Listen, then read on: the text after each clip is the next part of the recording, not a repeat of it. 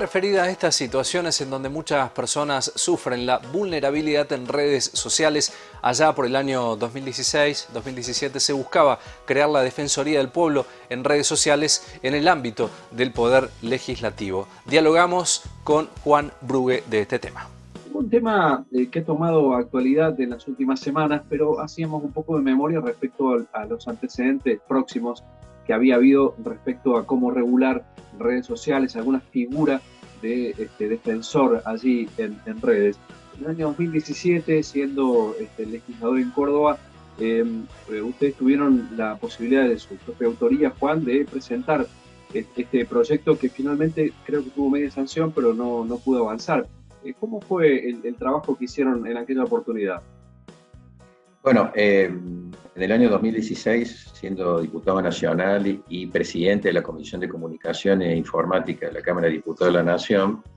y en ese momento existiendo una gran preocupación por el avance que había sobre los derechos personalísimos de los que estábamos en Internet y usábamos las redes sociales, y que todos los días nos planteaban esa problemática, se me ocurrió, en función a esa especialidad que tenía como presidente de la Comisión de Comunicaciones y hablando con otros diputados nacionales, de presentar un proyecto de ley que buscara encontrar a quién dirigirse cuando existiese alguna problemática en las redes sociales. Y fue así entonces que presentamos el proyecto de ley creando la figura de la Defensoría Pública en redes sociales,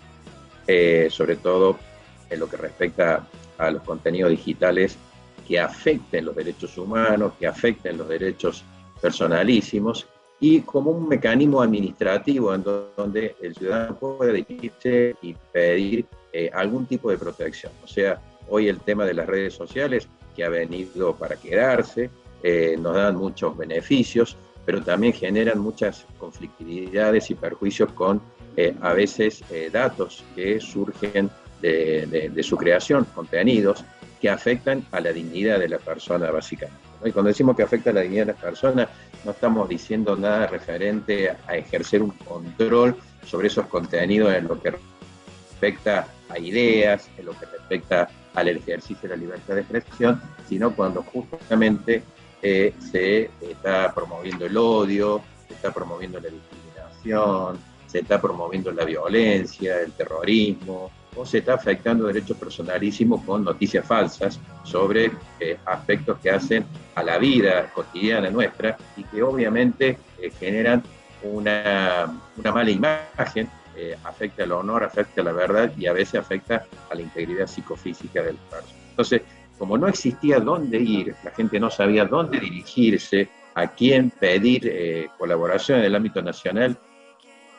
existe lo que se llama el ENACOM, que es el Ente Nacional de Comunicaciones, pero que es un ente burocrático, que lo único que hace es establecer algunas reglas generales sobre lo que son los sistemas de comunicación y de telecomunicación, pero que no tiene una herramienta así eficaz ni tampoco actúa con la velocidad que se necesita. Ese es el otro problema. Hoy las redes sociales, este concepto nuevo, o este término nuevo que es la viralización, lleva a que cuando una idea, una imagen, o una filmación sobre aspectos negativos de una persona se entre en el sistema de Internet, su transmisión y su circulación es inmediata y rápida, y contra eso se hace muy difícil, digamos, buscar herramientas o elementos que a uno le pueda servir como tal. Entonces, creímos necesario, así como existen las oficinas de defensa del consumidor en su momento, en donde aquel que se sienta afectado por una compra o por un servicio puede acceder a una oficina administrativa y pedir que por lo tanto le protejan su derecho, entendimos que también a nivel nacional hacía falta la creación de esta defensoría. Tuvo críticas de quién, por supuesto, los que querían ser, los que querían que Internet fuese absolutamente incontrolable, libre, neutral, como Google y Facebook. Obviamente fueron los primeros que plantearon algunos reparos. Tuve la visita en mi despacho en Buenos Aires de los representantes de Facebook y de Google, en donde incluso me manifestaron que a nivel internacional este proyecto estaba siendo considerado por gente de la OEA, de la ONU, y yo dije, bueno, me parece espectacular que se empiece a hablar y que si mi proyecto, que nacía de una humilde opinión de un diputado nacional del interior del país,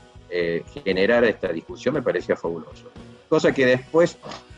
al principio, esta soledad absoluta, inclusive hasta con algún mote, porque se llegó a decir en ese momento que yo me quería convertir en el sheriff de las redes sociales, si no, nada que ver, al contrario, era defensor de los derechos individuales y nada más, y no contra nadie, sino defender los derechos que en el ámbito virtual también existen. O sea, porque uno piensa que en lo virtual vale todo, y no. Están las reglas básicas que hacen a la libertad individuales y a los derechos personalísimos que no pueden ser avasallados. Así como está en la vida real, en la vida virtual también, que es un reflejo que tiene que darse. Pero como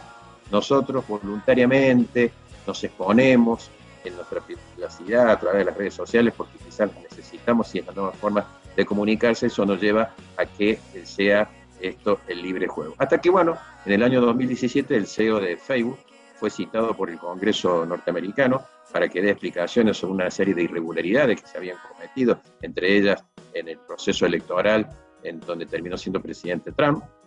generó un nuevo paradigma. ¿Por qué? Porque el mismo CEO, ante los poderosos, que son, digamos, los representantes, los senadores y representantes del Congreso norteamericano, les dijo, bueno, regúlenme, ante todas las exigencias que le pedimos, bueno, regúlenme, con lo cual empezó esta nueva etapa que a nivel internacional hoy tenemos la máxima expresión en el protocolo sobre redes sociales que tiene la Unión Europea, que es el más avanzado y que establece criterios de defensa de los derechos individuales. Esto no es contra la libertad de expresión, esto no es buscar mecanismos de censura, al contrario, yo soy partidario de la libertad de expresión, pero sí de la responsabilidad ulterior y de los mecanismos adecuados para proteger los derechos individuales cuando sean afectados a través de redes, ¿no? ¿Cómo funcionaría? Bueno, una persona que se siente afectada va y presenta una denuncia ante el defensor del pueblo, el defensor de redes sociales, el defensor público, y este defensor público tiene un plazo máximo de 120 horas, porque no nos olvidemos que el tema de la viralización es un problema que al correr el dato falso, inexacto, discriminatorio o violatorio a los derechos individuales, hay que buscar mecanismos ágiles, rápidos, porque si no, no llegamos, da vuelta al mundo si usamos los mecanismos tradicionales. Entonces, se presenta esta denuncia, el defensor público efectúa un estudio, un análisis a los cuales están siendo mencionados, y luego emite una resolución, un informe al respecto. En esa resolución va a determinar si está violándose o no un derecho individual, y por lo tanto le va a comunicar, así como lo hace la Oficina de Protección del Consumidor cuando hay un problema con un consumo de un bien o la prestación de un servicio, le va a comunicar a el responsable sobre esa situación para que tome las medidas urgentes. Esa es la tarea administrativa, digamos, que podría cumplir el defensor de redes sociales, porque está tomando la denuncia y está actuando administrativamente como corresponde. Eso no quita que el afectado puede iniciar acciones judiciales, juicios y todas las cuestiones, ¿no? O sea, es independiente. Es un mecanismo en donde nosotros hemos querido buscar elementos ágiles y eficientes, que lleguen rápido a los responsables de las redes sociales, a los fines de que tomen medidas precautorias para evitar la viralización. Y después será la justicia la que determinará en el fondo si realmente ese contenido tiene que suprimirse. El defensor de redes sociales no ordena la supresión de ningún contenido, sino que toma la precaución de bloquear y nada más. Luego, quien va a resolver si ese contenido realmente es ofensivo, es atentatorio a las libertades individuales, etcétera, será un juez en definitiva que ordenará su supresión.